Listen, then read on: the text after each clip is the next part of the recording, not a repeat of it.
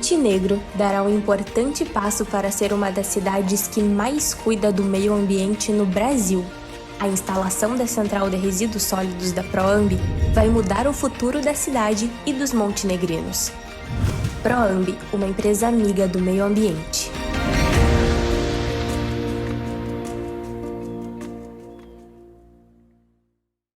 Olá, telespectadores da TV Mon, do programa Dialogando com Daisy. Hoje estamos aqui com a Rosana Madalena, ela é aposentada, bancária aposentada. Hoje vamos falar sobre esses fake news que estão indo bastante na internet sobre esses jogos. Além de aposentada, ela é mãe, né? Vamos conversar sobre esses jogos aí que estão assustando bastante nossos colégios aí.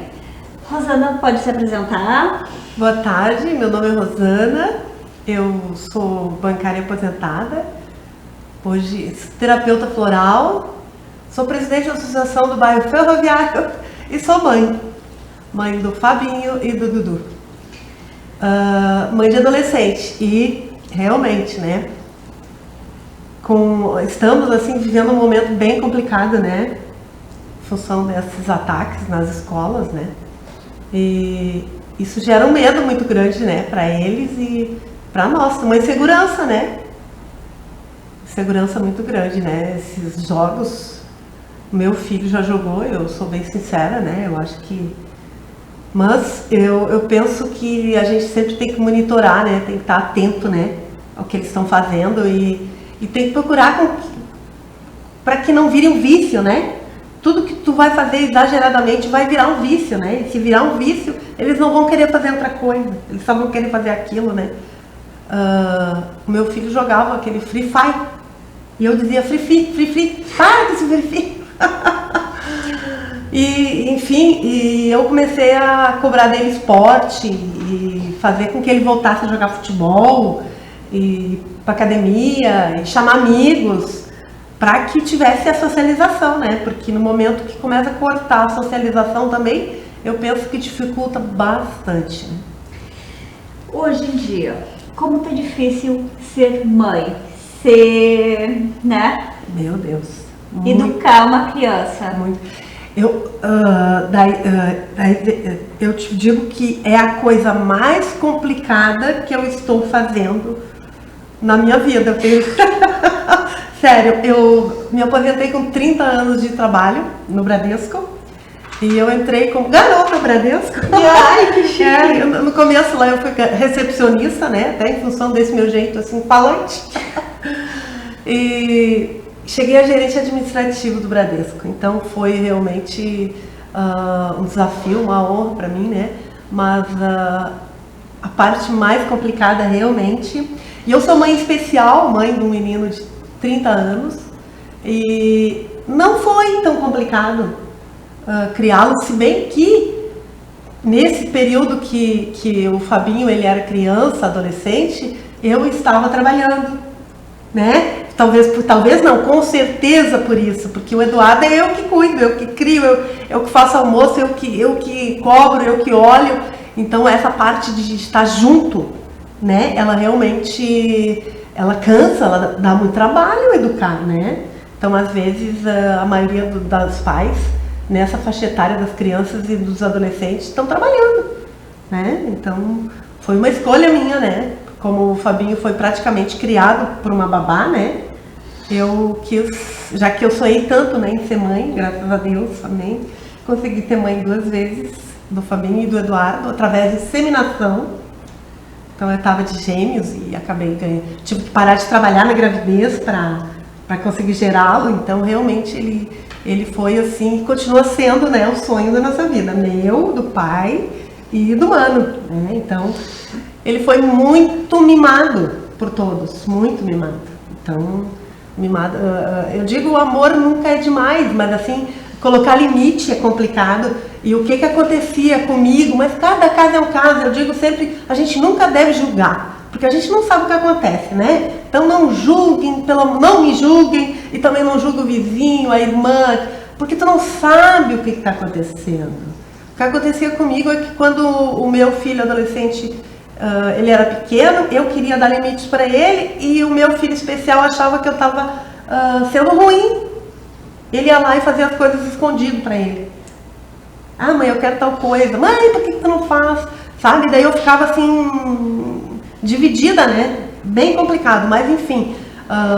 Eu sempre acreditei que amor demais não faz mal para ninguém. E continuo, graças a Deus. Tenho certeza que não vou ter problemas com isso, porque eu vejo eles muito amorosos. Ambos. Esse adolescente também é muito amoroso. Mas é muito complicado, né? O dia a dia, colocar limite. Que daí tu não coloca o limite lá quando ele é pequeno e depois na adolescência tu não consegue mais. Depois tu não consegue mais. Daí ele simplesmente... O meu filho tem 16 anos e ele pensa que ele sabe tudo. E eu às vezes vejo ele bem maduro, sabe? Vejo ele bem maduro. Mas ele não sabe tudo. Eu digo pra ele, tu é de menor, eu sou responsável. Qualquer coisa que vai acontecer contigo, eu que vou responder. Né? E também eu tô preocupada com ele, é claro, né? Mas existe também essa preocupação de ser a responsável, né? Claro, tudo que ele for fazer, eu que vou responder. Então eu deixo bem claro isso e eu penso que a gente tem que conversar sobre isso. Porque além deles fazerem algo errado, eles vão pensar lá nos pais. Não meus pais que vão amar, né? É que muitas vezes assim, eu vejo pelo meu filho, né? Eu tenho um filho de 9 anos e ele diz assim, por que você pode fazer e eu não posso? Tu sabe que o meu filho, ele sonha... Todas as crianças e os adolescentes falam o que eles querem ser. O meu filho dizia que ele queria ser aposentado. Por quê? Porque ele tinha uma mãe aposentada. Ai, mãe, que coisa boa a tua vida. Aposentada. Eu disse, tá, meu filho, mas para a mãe se aposentar, a mãe trabalhou 30 anos. Eu tive ele já com 43 anos. Então, eu passei... Ele tinha 4 anos que eu não me aposentei, né? Aí tu pensa... Então, ele se criou me vendo em casa. E eu digo também, às vezes eu ficava... Claro que eu sempre tive um trabalho, algo até para minha saúde mental, né? Eu nunca parei de vez. No começo eu fazia aposentadoria. Eu fiz um curso e abri um despachante. E eu ia para lá quando ele ia para a escola, de tarde. E depois eu comecei a fazer... Depois ficou complicado a aposentadoria, né? E como eu já tinha lidado com papéis 30 anos, eu desisti.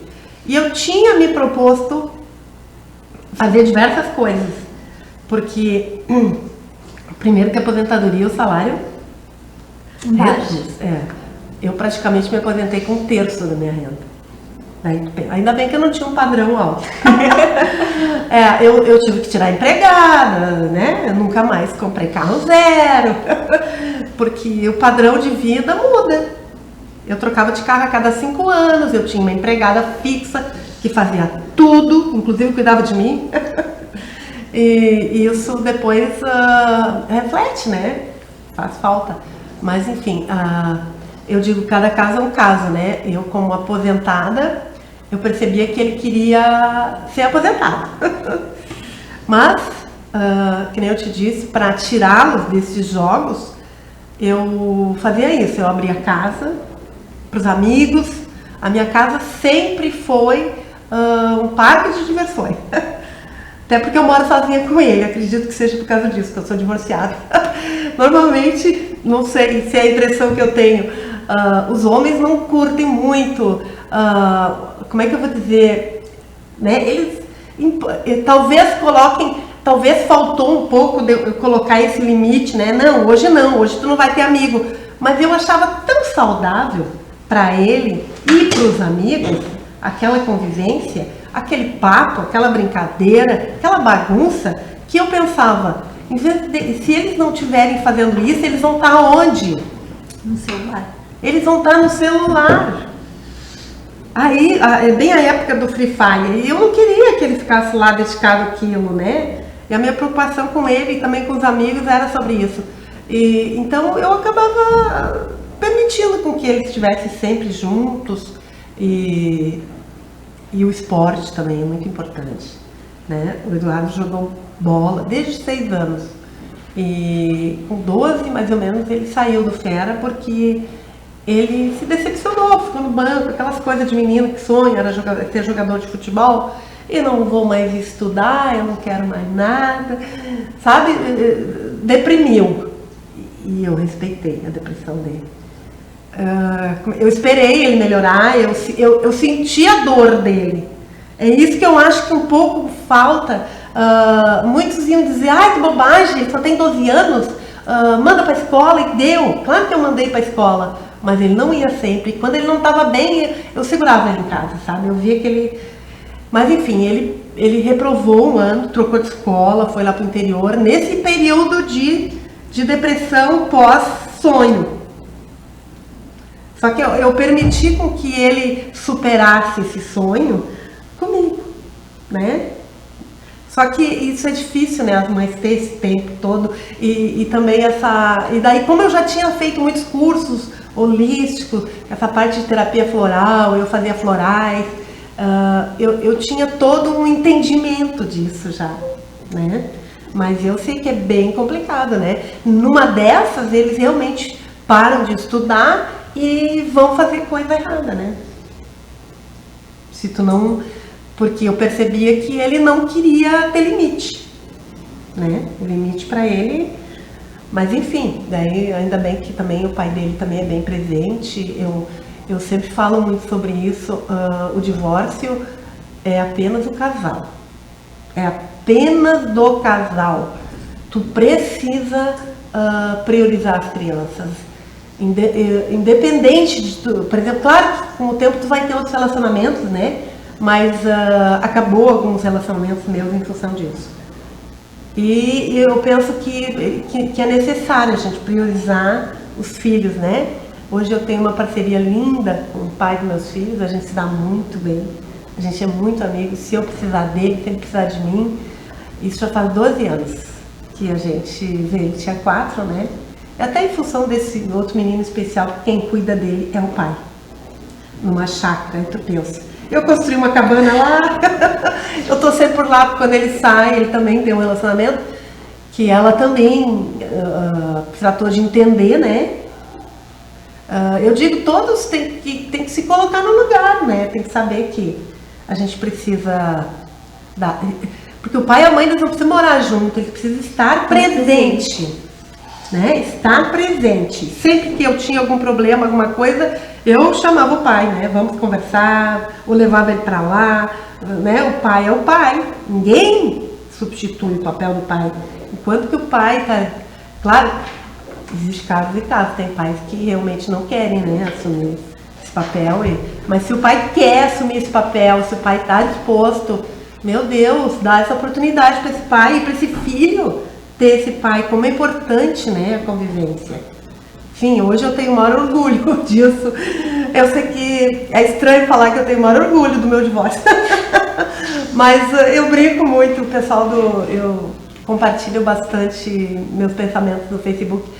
Eu digo sempre, eu tenho orgulho da maneira que eu conduzi a situação, né? Porque eu acho que tudo na vida é a maneira que tu vai conduzir, né? Então, para evitar sofrimentos, né? Eu já tive uma infância complicada com pai e mãe, a vida inteira brigando, a minha mãe sempre querendo se separar e nunca conseguiu, né? Porque eram outros tempos, né? Com a agressão, eu não tenho vergonha de falar, eu sempre digo, eu não tenho orgulho, mas eu também não tenho vergonha, a minha história, né?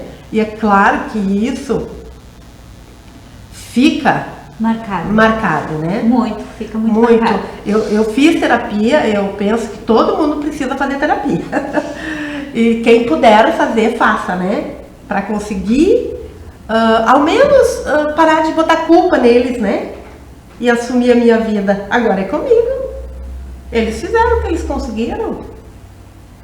Esse que é o segredo, né? Agora é comigo. Os filhos são meus, eu quis tê-los, agora eu preciso criá-los. E eu vou procurar fazer com que eles não fiquem com essa memória que eu fiquei, né? E assim, tem muita gente que assim coloca os filhos no colégio e deixa nas mãos dos professores, né? E aí? Diz assim, mas eu dou de tudo pro meu filho. O que dá de tudo? Dá um carinho? Dá uma atenção que ele precisa? como você diz assim, ó, eu, um bom exemplo de mãe, né? Tudo assim, ó, eu tentei de tudo e fiz pro meu filho sair do quê? Das redes sociais, do jogo, que é o importante. Abri minha casa, botei meus amigos lá. Isso que é importante, é as crianças estar do lado dos amigos, mas não dos amigos jogando joguinhos, né? Exatamente. Amigos reais. Reais, como era antigamente. Por que antigamente não existia isso? O pessoal jogava mais bola. Como o meu filho não gosta de jogar bola, mas o que ele faz? Ele gosta de ir tocar música. Olha que lindo. Ele toca violino, ele adora música. Olha que lindo. Então ele faz música, ele tem horário. Eu boto horário para ele pegar o celular. Mas quando ele tá com o celular, eu sempre tô lá olhando o que ele tá fazendo no celular, o que ele joga, o que ele deixa de jogar. Eu tô sempre monitorando, né? Sim. Então tem muitos pais que chegam assim, ó, ai mãe, oi pai, vamos isso, vamos aquilo. Mas eles não ficam olhando o que os filhos ficam fazendo no celular, né? Eu monitorava até os 15 anos também. Agora ele tem 16. Eu não monitoro mais. Eu hoje como é que eu vou dizer? Não que eu desconfiasse dele, não. Mas eu pensava que ele não... E ele sabia que eu olhava, sim, né? Mas assim, ó, porque tem muitos jogos, desculpa de interromper, né? Não. Mas tem muitos jogos, assim, ó, que eu via, que eu vejo, assim, ó, o meu filho, às vezes estava no quarto dele, eu tava na sala, alguma coisa, ele não é de gritar e não é de dizer palavrões. Aí, de repente, ele gritava, tava gritando, tava dizendo uns palavrões, assim, eu vinha assim, dizia assim, escuta aqui, o que tá acontecendo aí? Era dos jogos, que tinha gente adulta jogando com ele. O fulano de tal lá, que jogo é esse? Tô jogando com o pessoal de São Paulo, tá dizendo palavrão, tão xingando, tão isso. Eu disse, epa lá, pode sair desse jogo, eu não quero mais você jogando. Porque o pessoal incentiva, né? Sim, isso de jogar com... Eu também via o meu filho jogando com pessoas bem mais velhas. Ele falava e eu olhava às vezes e eu ficava aterrorizada com isso também. E eu ficava pensando também, meu Deus, né? É bem complicado, né?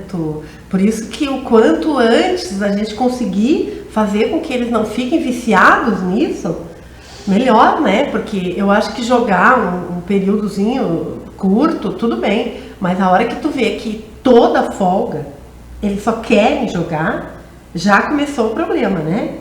Então eles precisam ter outras atividades, além da escola, né? Não a escola e jogos, né? Precisa ter um esporte, precisa ter uma socialização, eu sempre, como eu tenho chácara também, né? E daí eu levava na pandemia, por exemplo, que daí eu estava no auge dos jogos e não tinha o que fazer. Para minha sorte, daí eu passava 2 dias na chácara e 2 dias em Montenegro, né? Mas eu não estava trabalhando nada, né? Então eu posso me dar esse luxo, eu digo, né? Porque eu sou aposentada, mas é complicado para os pais, né? Eu vejo. E como assim? Tem muita gente que diz assim, mas como eu vou fazer isso? Isso sai caro, né? Isso sai caro, exatamente. Tu manter os amigos o final de semana todo, às vezes lá é lanche, é refrigerante, e sai com eles e leva, busca, né? Eu tenho carro também, né? Leva, busca e tá participando de tudo. Não é todo mundo que consegue, né? Realmente, é complicado. Então, assim, por que aqui a sociedade não vai até aos vereadores, né? Vai até algum órgão público e começa a exigir mais? Fazer alguns cursos? Tem tanta gente aqui que a cidade das artes, que dizem, mas existe arte aqui em Montenegro? Existe coisas que dão cursos grátis aqui em Montenegro? Incentivo. Incentivo? Não tem? Eu não sei se tem, mas acho que não tem. Não tem? Não tem? Não tem. Eu não procurei ver, até porque meu filho não curte, assim. Não, né? que eu saiba não. Eu lá atrás, quando meu filho ainda era pequeno, que ele estava jogando no Fera, eu fui atrás de projetos sociais para futebol, para os amigos dele. Na época não tinha, eu sei que hoje tem, né? Hoje tem alguma coisa de projetos sociais para os jovens, que eu acho bem interessante. Não sei, né? se tem, não sei. Eu não sei ao certo também, que eu também não fui, mas eu vejo nas redes sociais alguma coisa, assim, eu acredito que tenha. Mas não tem que pagar? Acho que não sei também. Não sei, só se futebol pode ser que tenha. Futebol é o que normalmente eu vejo. Mas música, podia ter dança. Isso de na Câmara de Vereadores participar da política, né? Eu entrei para a política também, há 4 anos atrás eu fui candidata. Me convidaram até em função de eu ter esse envolvimento social, né? Em função de eu ter tempo, né?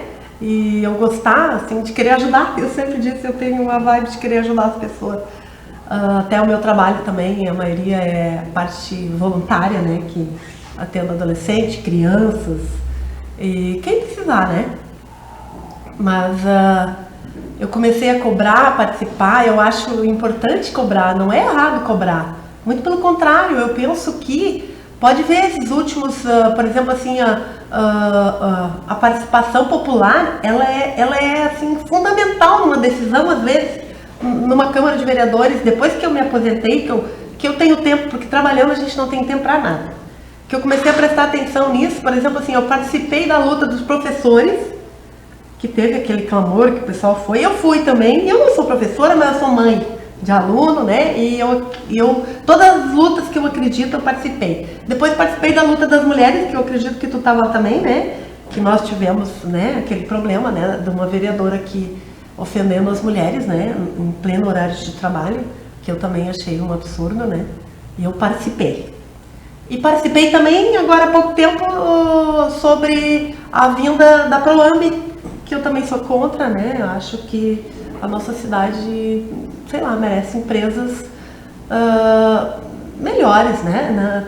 Enfim, sei lá, essa de trazer para cá o lixo de outras cidades, eu penso que cada cidade precisa tratar o seu lixo, né? Mas enfim, eu penso que todas as pessoas têm que ir mais lá na Câmara, cobrar mais, participar mais. Porque não adianta a pessoa ficar reclamando em rede social ou lá no teu bairro, tu tem que entrar, participar, cobrar, né? Porque é assim que vai mudar, né? É assim que vai melhorar.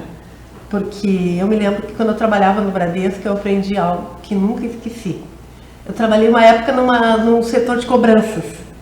E o meu treinador disse, Rosana, vai pagar a empresa que cobrar mais, por exemplo, assim, tem uma pessoa lá que ela deve para 3 bancos. O banco que tiver mais em cima, ele vai pagar para parar de incomodar. E aquilo gravou no meu cérebro. Então, o que acontece? Nós temos que cobrar. E o que os políticos fazem? Aquele que cobra mais, eles vão lá fazer para aquela pessoa parar.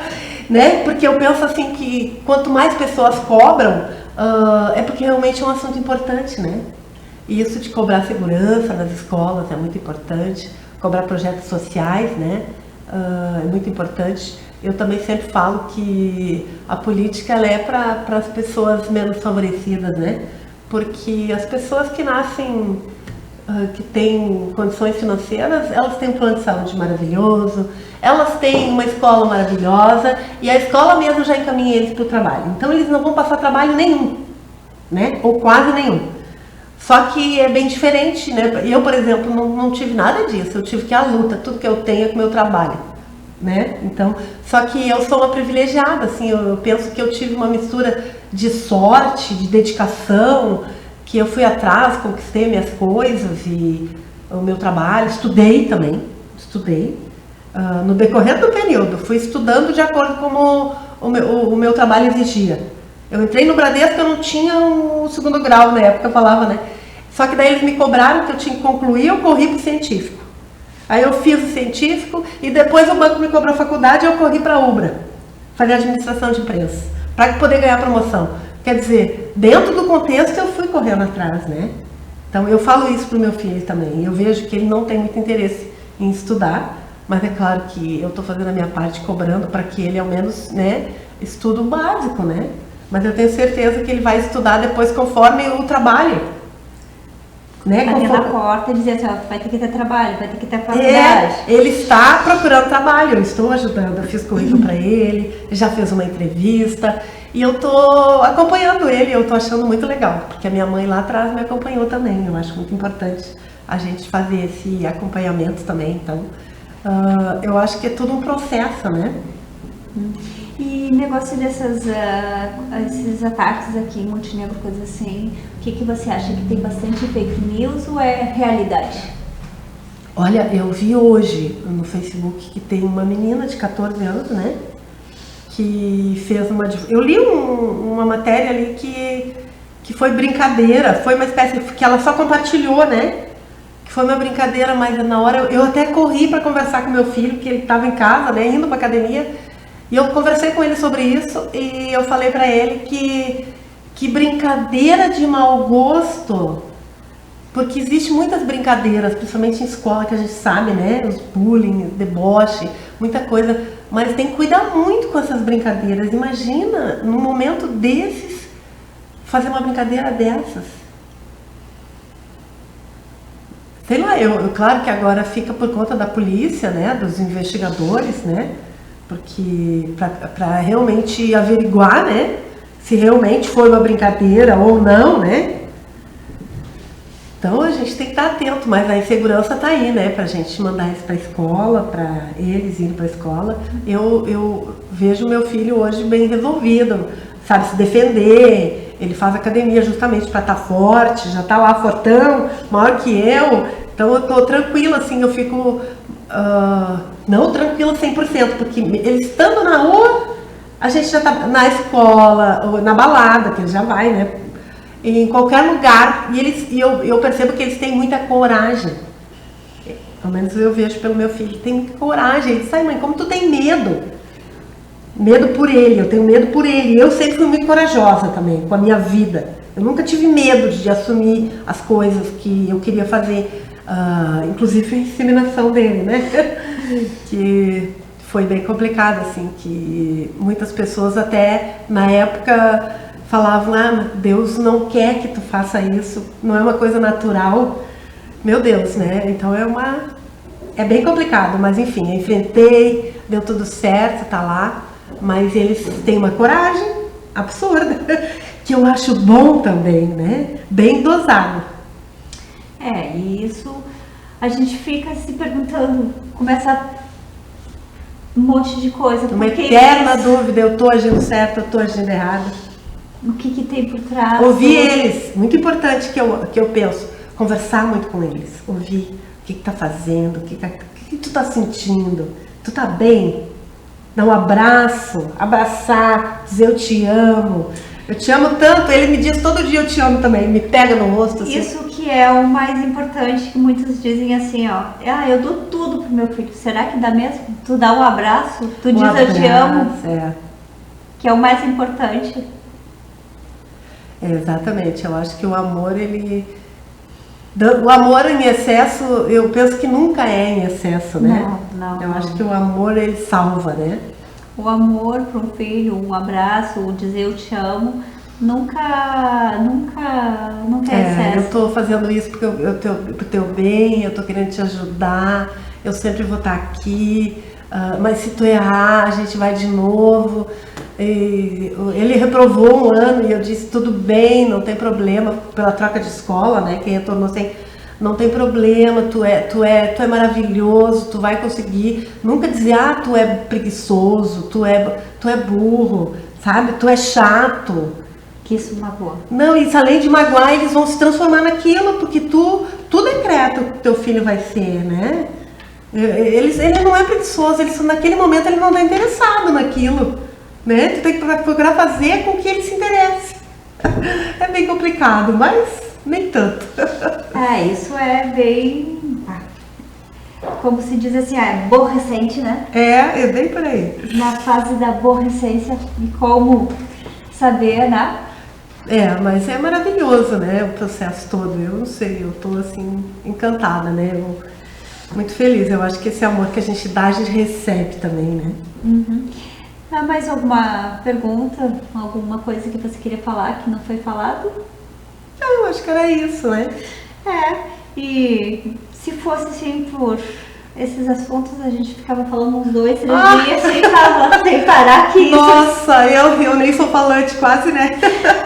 A gente tinha um horror de coisa pra falar. Verdade, Então, nosso tempo já acabou. E eu queria agradecer, muito obrigada por estar aqui comigo. Espero que volta. Pode me chamar, um prazer. Outras vezes, tá bom? É um pra prazer. gente conversar mais vezes, tá? E agradecer e até a próxima. Então tá. Sinta-se à vontade para voltar mais vezes aqui no meu programa. Voltarei. Tá bom? Muito obrigada e até a próxima. Tchau, tchau. Tchau, tchau.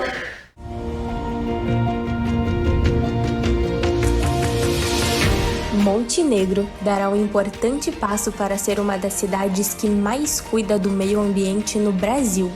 A instalação da central de resíduos sólidos da Proambi vai mudar o futuro da cidade e dos montenegrinos. Proambi, uma empresa amiga do meio ambiente.